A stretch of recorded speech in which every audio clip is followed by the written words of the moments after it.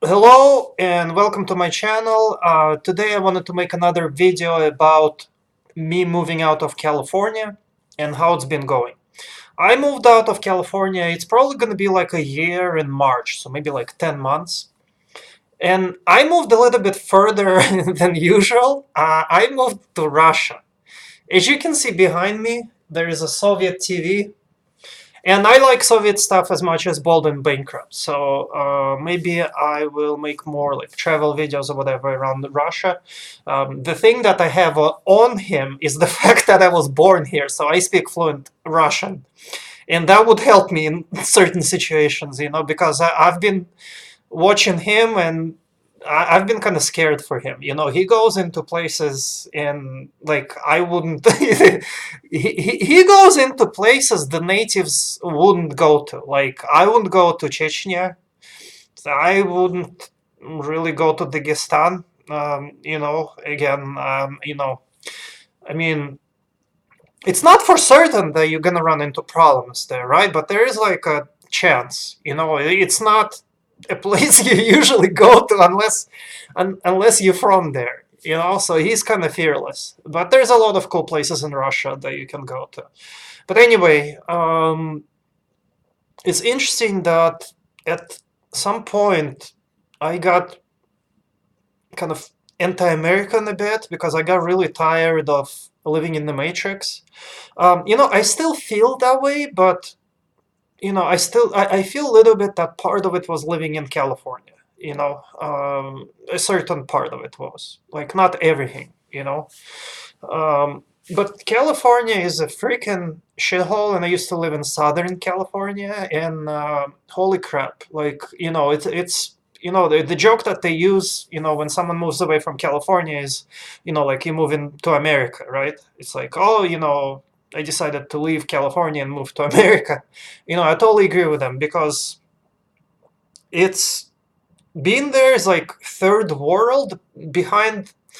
Well, I wouldn't say behind the Iron Curtain because things were actually better, I think, behind the Iron Curtain, at least for the average person. At least there wasn't like this widespread homelessness. But the shittiness of the people there and it's just horrible. Like, um,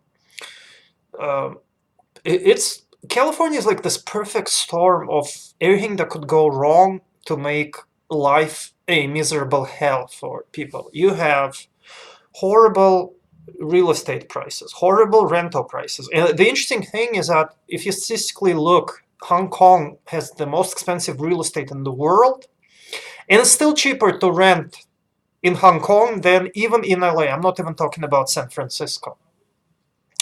On Airbnb in Hong Kong, I think you can rent an apartment for as little like $10 a day. I think the least amount you can rent in like Southern California is probably like 60. So it's literally like at least 5 times cheaper. 5 times. In addition to horrible real estate prices, you have a lack of jobs because every single company that could possibly move away did. Why would you even have a business in California? To feed the bureaucrats. Have you ever seen the salaries of California municipal workers? Cops making 150 grand, uh, psychiatrists making 300, and you have to because those people are insane. So they need a lot of psychiatrists. Holy crap! Uh, Everything is expensive. Everything, and it's a horrible combination of things being expensive and not being able to find a job. Because I used to live in Boston, and while things weren't great for me there too, at least I had no problem finding a job, and things were not as expensive. And the interesting thing about other places like Boston or whatever, Boston is considered an expensive place as well. But what's different about it is the fact that when you go like half an hour outside of Boston or an hour, things become dirt cheap, right? I don't know what was out there, but you can find probably a house for like 30 grand, maybe an hour away from Boston. Not so with San Francisco or Los Angeles. You can travel an hour away from those places. You're still gonna have literally like $400,000-500,000 houses still. So I'm very happy I've moved. I'm not planning. I lived in California way too long before I realized all of this. But it became easier to realize all of this with like YouTube, with you know, internet and everything. But I'm not going back there ever to live. Completely done with that place. So I'm doing pretty good. In Russia, I'm paying about $450 a month for a good apartment, like a one bedroom with a separate kitchen. Food is cheaper, so I don't have to pay for a car. The situation with public transportation is probably the worst out of any city in the world. Probably, you'd be hard pressed to find a, a city that has worse public transportation than LA. I firmly believe that probably LA has the worst public transportation out of any major city in the world. You know, Thankfully, in Moscow, Russia, I'm able to freely move around without a car. How much does public transportation cost here? It cost me about $28 a month. For $28 a month, I get a Troika card. Troika is like three in Russian.